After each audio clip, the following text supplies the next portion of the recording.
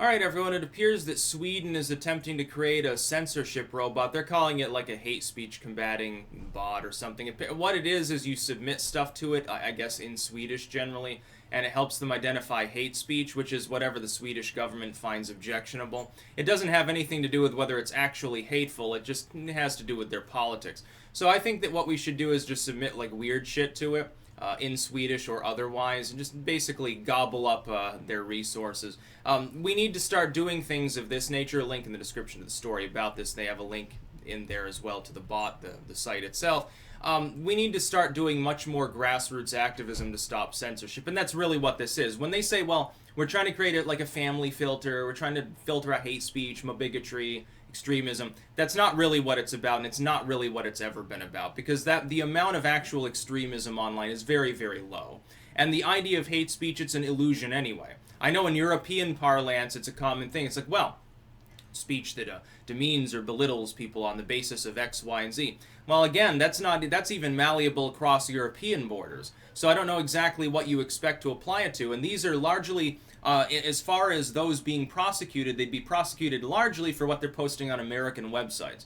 I think that Silicon Valley needs to do more to try to shelter Europeans and other oppressed people around the world from repercussions from tyrannical governments. What we should be doing is weaponizing the fact that the internet is largely US based to preserve liberty, to promulgate it elsewhere, to try to create more freedom around the world. We're doing exactly the opposite. Instead, we've got multi-billion-dollar corporations monopolizing the internet, number one, shutting down smaller competitors in blatant violation of existing US law, of all things, antitrust, anti-monopoly legislation from sometimes 100 years ago, basically. They're doing that. They're working with the U.S. government to spy, to breach the Fourth Amendment here and the rights of people around the world, the First Amendment here and the rights of people to speak freely around the world. That's basically, it's like when Jack Dorsey rambles about the UN Charter somehow being involved with Twitter's rulemaking. I'm like, why? They're a U.S. firm. The U.S. should be far above the UN. You mean that the worthless edifice that nobody respects? The UN says I can't start a war. Oh, shit, I guess it'll have to be a quick war. Has anybody ever backed off of an action because the UN didn't want them to do it? The UN is the least effective body in the world, that might be why Twitter is failing if they're basing it off UN policy. Meanwhile, the US Constitution, still in full force, still just as great as it was yesterday. Hell, it should be expanded 10 times over. The only problem with the US Constitution, it's not expansive enough. I think we should double the Constitution. It'd be a better world if we did.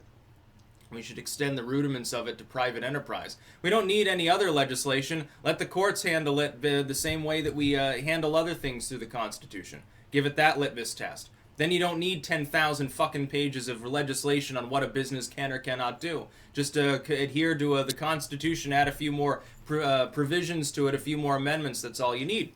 But Sweden has a censorship robot, and they're going to try to oppress their people there. It is our responsibility as the enlightened world to try to help them to avoid that. So it's our job to, basically, not attack the censorship bot, but, feed it.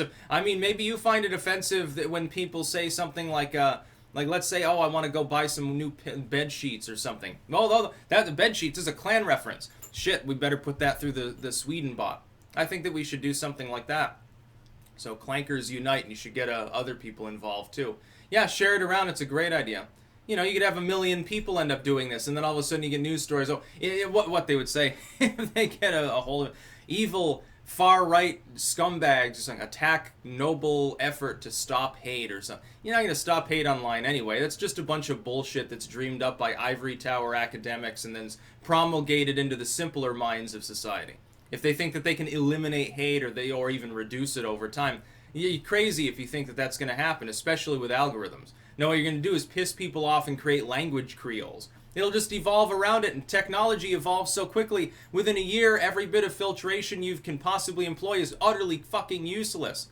People have already created miniaturized language creoles on forums and other sites to talk about racial minorities or whatever in disparaging manners, and it's just the way that people are that's going to continue to happen. There's nothing that the European governments can do about it. It's always going to be there. It's always been part of humanity. You don't have to like it, but you do have to. We've got to use the truth over idealism. You've got to acknowledge the way things are, and then you've got to deal with them. And there are ways that you can affect the way things are, but trying to shut down the way things are is not going to work. Trying to suppress things, like the pressure will just build up until it explodes. This is why you do see a resurgence of the so-called far-right in Europe, and some of these groups aren't even far-right. When a group that's simply saying, hey, we want to have a culture, is reviled as being Hitler-esque, yes, you're going to have problems around Europe. You have this around the world. It's not just there. But I mean, for the European... Europe is the last part of the world that I want to legislate on the internet. So we should be doing more as Americans whenever possible to stymie such efforts. Yes, we should use direct action whenever possible to prevent stuff like this from working, or at least slow it down and make it more inefficient. Draw attention to the fact that it sucks and that doesn't make any sense. They're going to be applying it to Swedish citizens who are going to be posting things on non-Swedish websites, often probably not even in Swedish. I find that problematic. I find it problematic that people in other countries would be punished by their governments for posting political material on sites that aren't overlorded by their governments. If this were Saudi Arabia saying, well, we're going to develop a bot so that any unruly females are posting feminist material online, we're going to cane them or something. Don't you think that they wouldn't call it family-friendly terms? Don't you think if they talked about it at all, it'd be in negative terms? They probably would cover their asses for it and not talk about it at all, because then they'd be afraid of being labeled Islamophobic or some stupid newspeak bullshit like that. That's basically the way that it works. They're dishonest and disingenuous. They're hacks. So we need to do more about it. So yeah, take a look at the link in the description, and you can help to stop the madness over there in Sweden. We can liberate them maybe or something. That's about all. Peace out.